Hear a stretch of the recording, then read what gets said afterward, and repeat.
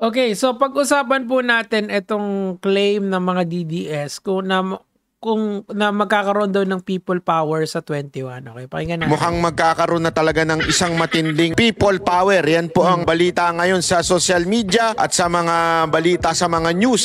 Talaga. Okay, so strike to na to, di ba? Yung pinakalat nilang fake news na papalitan na daw si Tito Sen ay fake news, di ba? Sabi nga ni Ping Lacson, fake news yon. Kasi kanina nag-convene ng Senado, wala naman nangyari. Ngayon, people power na naman, okay? Meron kasing dalawang rally na magaganap. Yung 1 trillion march na ang nandun ay, I would say, mga pink. Tapos ang kabila naman sa Luneta, mga DDS na naman. I do believe na baka magmarcha ang kasi trillion peso march yung pangalan nun. Baka magmarcha sila sa Luneta. Who knows? Pero sa Luneta kasi, mga DDS daw ang nag-organize nun, according to my sources. Now, magkakaroon ba ng EDSA? Well, in order for an EDSA to occur, kailangan ang military at police ay mag-withdraw from the current administration. Okay? Kung naaalala nyo si Ping Lacson, of course, kilala nyo yun, nag-withdraw siya kay Erap Estrada noon. Kasama ito, si Angelo Reyes, yung AFP chief noon, kung naaalala nyo yan. So, dati si Panfilo Lacson at saka si Panfilo Lacson at saka si Ping Lacson, nag-withdraw sila from Erap. So, yun nga. Walang basically magkikip ng peace and order. Okay, hinayaan nila lang yung tao na basically to kick out the Estradas during 1992. During the 1992 time. Now, 1992 1996. Hindi ko maalala kung kailan Correct nyo na lang ako dyan sa baba. Yung panahon naman ng 1986, yung kay Cory Aquino, nag-withdraw si Enrile at saka si Ramos, 'di ba? So again, the police and military power kailangan mag-withdraw from the current government. Ngayon, sino ba ang AFP chief ngayon? Si Bronner at saka si who is this guy? Yung hindi si Marbile, basta yung bagong upo na PNP chief. Mukha naman loyal sila kay President Marcos. So, meaning to say, it will not the only time na magkakaroon ng people power is kung may ugong-ugong na ganon.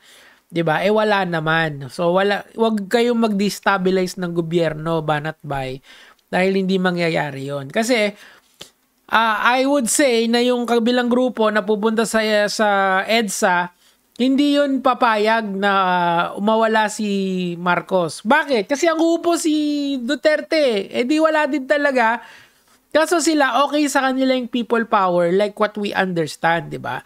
It's so disgusting na itong mga DDS vloggers na to would talk a lot of nasty things about the people power that was put forth by yung proponents nun or yung mga key figures nun were the Aquino, di ba? Pero, but if it serves their purpose, talagang gagamitin nila, di ba? Ang kakapal ng muka. Anyway, tuloy natin.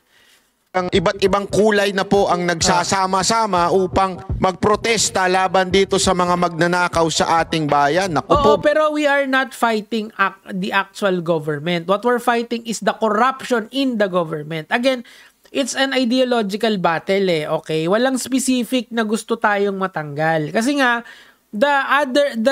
yung susunod na option is equally bad. Kumbaga, tanggalin nyo na lang yung mga corrupt, yun na lang. Kung magsimula tayo sa Kongreso, mas marami kasi daw kongresista na kurakot at kontraktor, di yun yung pag-aalisin.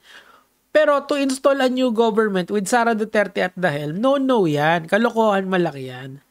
Diba? So, unless yung police and yung police at saka yung militar would withdraw its support, doon pa lang natin mapagkukwentuhan yan, banat bay. Titigas na mukha nito mga to Tuloy natin. Matindi ho yan. Alam nyo kasi, ladies and gentlemen, medyo hindi na nakakatiis. Sabi nga nung iba, marami sa Pilipinas, keyboard warrior lang. Marami yung grabe sa social media, pero sa totoo lang, wala naman pagdating sa tunay na tapang, wala. Ito yung sa DDS daw kasi, sa Luneta, yung sa Pink, sa EDSA, So, paano mangyayari? Pupunta kayo sa EDSA o kami pupunta sa Luneta? Hindi, sila lang pala. So, saan tayo magkikita? Sa gitna? Sa sa Shaw Boulevard, ganyan. Di ba? Kasi ang kulit nitong mga to eh. Wag po tayo magpadala sa mga ganitong pa-hype sa social media. Whether pupunta kayo sa trillion peso march or dun sa Luneta kasama yung mga rappers, it does not matter. What matters is kung ano yung dahilan kung bakit pupunta kayo doon. This is an ideological battle for the soul of the country because of corruption. Yun yung nilalabanan natin. Wala tayong particular na kalaban. Ang kalaban natin is yung sistemang binuo ng napakatagal na panahon na patuloy na nagnanakaw sa sambayan ng Pilipino. Yun po yung kalaban. Hindi tayo ang magkakalaban. Hindi DDS, hindi Pinklawan, hindi Dilawan, hindi mga taga BBM. So, wag nating hangarin na pagka natapol down yung gobyerno natin, maaayos na ang lahat. Baka ganun pa rin kasi sila pa rin yung uupo, 'di ba? So, might as well mga lords, ang gawin natin ay umag-intay tayo ng 2028 at kumalma tayo. Umattend tayo sa mga ganito at magkaroon tayo ng peaceful rally. Hindi magkakaroon ng people power yan. Nako. Ang lala mo, Banat Bay. Anyway, ito pa isa. Ito. Alam mo, may naamoy ako dito sa mga makakaliwang grupo na ito. Oh. Kasi mayroong mga nagpo-post na wag daw sumama ang mga DDS sa 21 na rally. Sino ba yung mga yan nagpo-post na yan? Everyone is invited. Everyone is invited just sa mga rally na yan. If you are up against corruption, you can go ahead and go. Hindi porke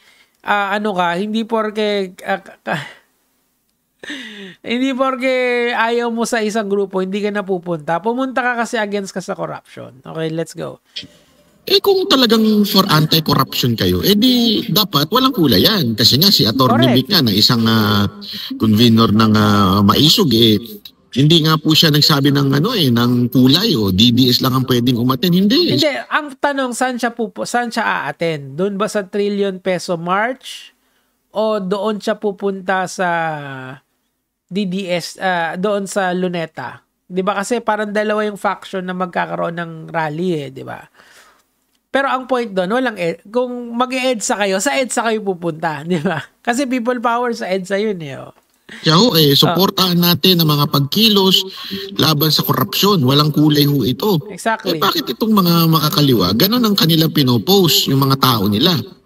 Hindi Sino kaya gusto lang nilang hindi dumami ang tao. Kasi alam naman natin na talagang marami pa rin ang Duterte. Hindi, kasi kalokohan yan. Like, sobrang kalokohan yan. Like, alam nyo yun, panoorin nyo lang yung isang content ko dito. Meron talagang kilusan ngayon. Maraming kumikilos. Ito, shoutouts kay. Diba? Meron talaga, may mga, trillion peso march on the 21st of September at the People Power Monument, EDSA, Quezon City. Madaming a-attend na civil society groups. Anong sinasabi mo, Banat Bay? Baka sa inyo, yung walang a-attend. Pero may a-attend dyan. Ang akin lang, kung konti lang kayo, pumunta kayo sa EDSA. Kung marami naman kayo dyan, kami yung pupunta sa inyo, di ba? Para tayo, magkaisa tayo, unity against corruption. Tas supported. Bakit ayaw nila ipa-join? Di ba? Baka naman binayaran sila ng kampo ng gobyerno. Kasi pati sa mga rally nila, ang sigaw nila, panagutin si Duterte. Ano ba yan? Hindi, mali. Yung nung 13th, ang sigaw nila is panagutin si, di ba nakita niyo yung mga tarp doon? Yung si Romualdez, si BBM, nandun, si Chis Escudero, si Saldico, di ba? Dami doon. Diyos ko. Corruption ba yan, no? Si Duterte yung may kasalanan. Pambihira naman kayo. Pero he is not absolved of any crimes. Hindi porke may mga corrupt tayong binabanatan, ibig sabihin, yung iba, di ba, malakalokohan yun. Talagang kayo ay walang motibo kung hindi pang sarili lang. Pangalawa, meron pang lumalabas na fake news na yung INC daw pinagbabawalan ng mga membro nila. Hindi daw totoo yan, sabi ni Marcoleta sa kanyang programa. Hindi Oo nga, sino ba nagsasabi nun? Ito yung hirap sa mga ganitong klaseng content eh. Walang direction. Anyway mga Lods, kita-kita tayo sa September 21, 2025. Kung pupunta kayo sa EDSA, bahala kayo. Kung pupunta kayo sa Luneta, bahala kayo. Ang importante, kaya kayo pupunta doon ay hindi para sumipat ng puday o kaya magpapansin, mag cloud chase. Pupunta kayo doon kasi against kayo sa corruption. Again, ulitin ko, this is not a battle between DDS and Dilawan, Pinklawan, or BBM, or any of the political parties na sinusuportahan nyo. This is an ideological battle for the soul of this country. Our main opponent is corruption. That's the corruption that has plagued our system for the longest time now. Magkaisa tayo towards that. Okay? Bata matanda, you are invited. Kahit ikaw, banat ba, invited ka din doon. Yun lang naman po yung sa akin for today. Kaya mga lods.